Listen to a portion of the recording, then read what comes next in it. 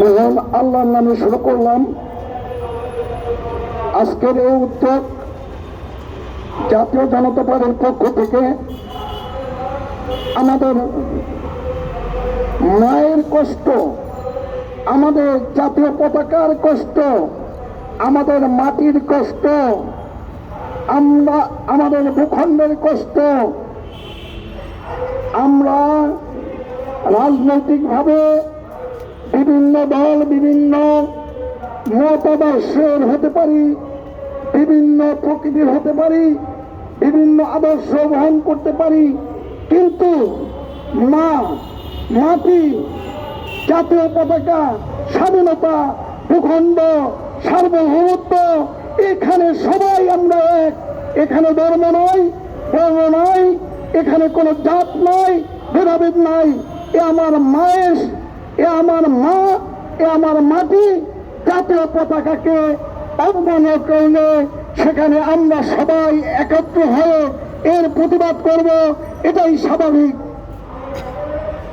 প্রিয় দেশবাসী, পার্শ্ববর্তী দেশ ভারত, আমরা সবসময় মনে করি এরা বন্ধুপ্রতিম, এরা আমাদের বন্ধু দেশ, আমাদের সুখ দুঃখ ভাগাভাগি করে নেবে। আর এই মনে করাকে আমাদের দুর্বলতা ভাববেন না, কারণ মায়ের কাছে সন্তান অত্যন্ত আদরের। আমরা এই মাতৃভূমি, আমাদের এই মাকে রক্ষার জন্য, স্বাধীনতাকে রক্ষার জন্য, জাতীয় পতাকাকে সম্মান রক্ষার জন্য আমরা এদেশের মানুষ সবাই এক। প্রিয় দেশবাসী, এখানে আমরা খুশি, আমরা কারো প্রতিবাদ জানাতে চাই যে আমাদের জাতীয় পতাকা, ভূখণ্ড, আমাদের মাতৃত্বে কেউ হাত দেবেন না।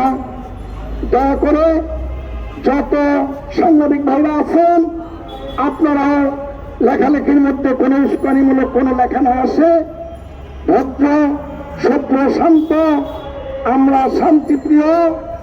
আমাদের বাংলাদেশকে রক্ষা করার জন্য যা যা প্রয়োজন, আমাদের মাতৃভূমিকে রক্ষা করার জন্য যা যা প্রয়োজন, আমাদের জাতীয় পতাকাকে রক্ষা করার জন্য যা যা প্রয়োজন, এখানে সকল রাজনৈতিক দল, ধর্ম, বর্ণ, হিন্দু, মুসলিম, বৌদ্ধ, খ্রিস্টান, আমরা সবাই ভাই।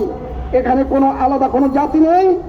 আমরা সম্প্রীতিতে বিশ্বাস করি, আমরা সাম্প্রদায়িক সম্প্রীতিতে বিশ্বাস করি। আমাদের এখানে যে যেখানে আছেন সবাই নিরাপদ থাকবেন। আমরা যেখানেই শুনব কোনো দাঙ্গা হাঙ্গামা, সেখানে আমাদের জাতীয় জনতা পার্টি উপস্থিত হয়ে যাবে, অন্যান্য রাজনৈতিক দলের সাথে একাত্মতা ঘোষণা করবে। প্রিয় দেশবাসী, কোনোভাবেই আমাদের ভূখণ্ডের উপরে আঘাত হানে, এটা আমরা কোনোভাবে মেনে নেব না।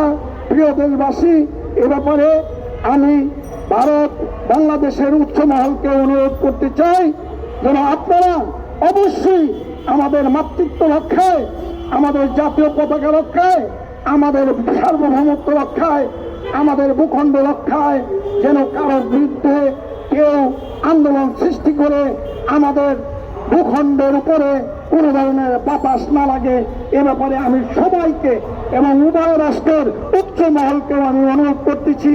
আমরা সাধারণ জনগণ, আমরা শান্তিপ্রিয়, আমরা শান্তিতে থাকতে চাই।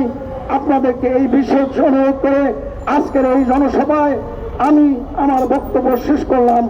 খোদা হাফেজ।